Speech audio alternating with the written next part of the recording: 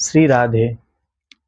श्री सीतानाथ समारंभां श्रीरामानंदार्य मध्यमाम् अस्मदाचार्यपर्यन्तां वन्दे श्रीगुरुपरम्पराम्।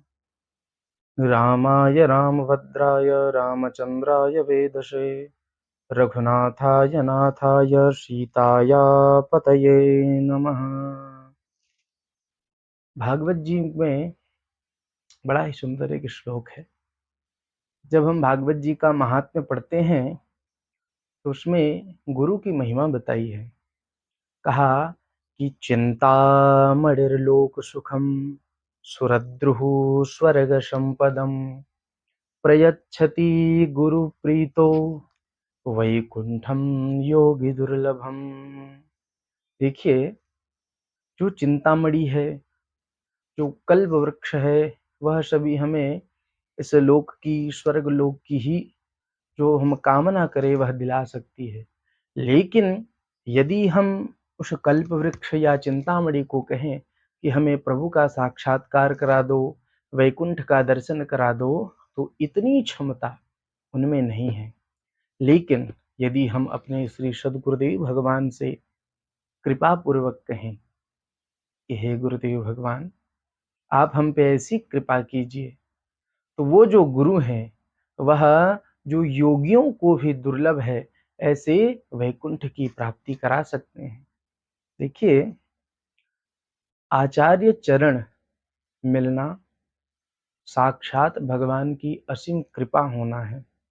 यदि गुरु का सानिध्य ना हो तो भगवत प्राप्ति या भगवत मार्ग में जाना बहुत कठिन है।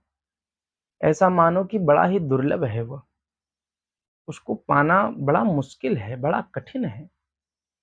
जैसे हम किसी के सुनने से, किसी से प्रभावित होकर, किसी के द्वारा हमने भगवान की गुण लीलाओं को श्रवण किया, हमें भक्ति आई, लेकिन उस भक्ति से हम भगवान का साक्षात्कार नहीं कर सकते।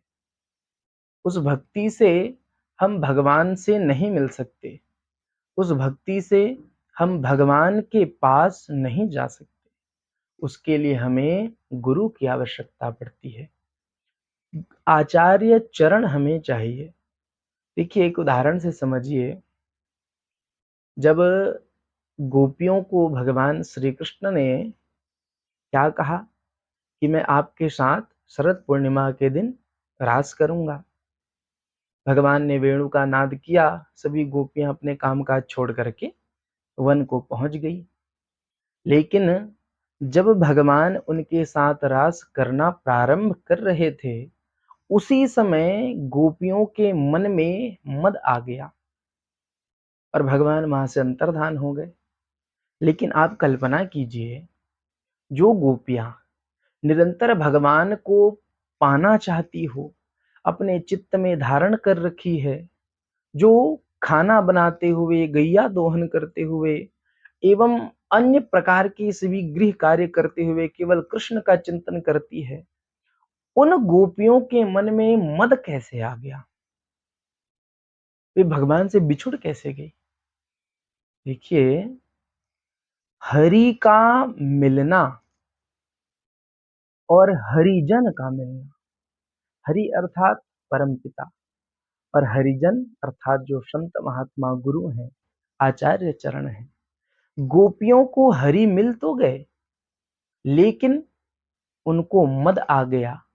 यदि उनकी जो आस्था है, जो श्रद्धा है, जो भगवान के प्रति समर्पण भक्ति है, वह गुरु से आश्रित होकर के होते, तो भगवान उनसे दूर नहीं जाते।